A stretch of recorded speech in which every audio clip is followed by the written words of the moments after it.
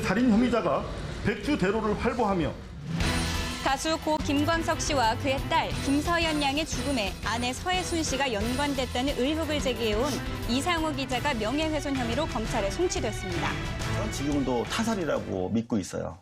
지난해 8월 고 김광석 사망 사건을 추적한 다큐멘터리 영화 김광석을 통해 타살 의혹들을 제기했던 이상호 기자.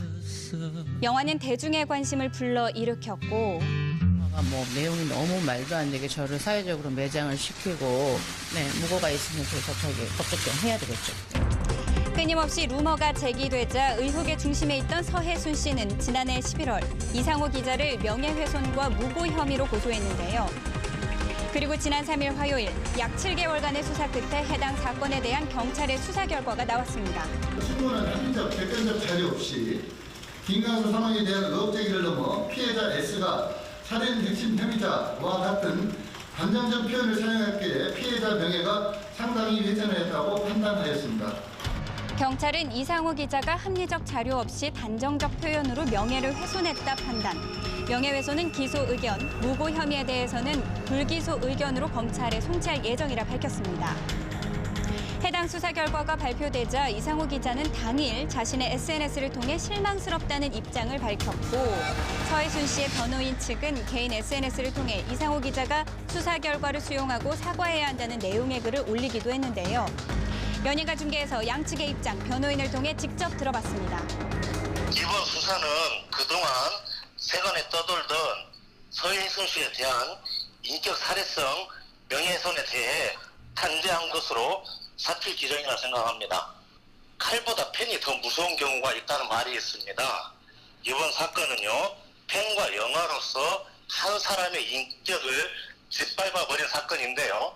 다시는 이런 일들이 안 일어났으면 좋겠다고 생각합니다. 지금 경찰의 1차 수사 결과 발표가 나왔을 뿐이고 검찰의 판단 여하에 따라서 최종적으로 기소 여부는 그때 가서 결정될 것입니다.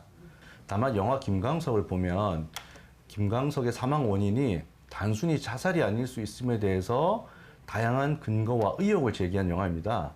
따라서 영화 전체 취지나 맥락을 이해한다면 인터뷰나 언론 기사 표현들에 대해서 너무 협소한 관점에서 판단한 것은 아닌가 하는 이런 생각이 들기도 합니다.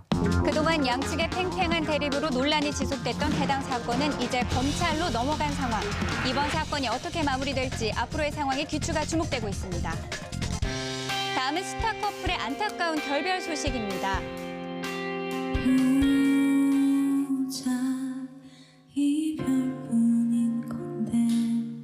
배우 이동욱 씨와 가수 겸 배우 수지 씨가 열애 인정 4개월 만에 연인에서 연인의 선후배 사이로 돌아갔습니다. 열애 사실이 밝혀졌던 당시 13살의 나이차를 극복하고 연인으로 발전해 화제가 됐었는데요. 하지만 지난 월요일 소속사 측은 각자 스케줄이 바빠 만나기 어렵다 보니 자연스럽게 헤어지게 됐다며 결별 이유를 밝혔습니다. 아시아스타 반열에 오른 두 사람인 만큼 결별 소식은 국내뿐 아니라 해외에서도 큰 관심을 모으기도 했는데요.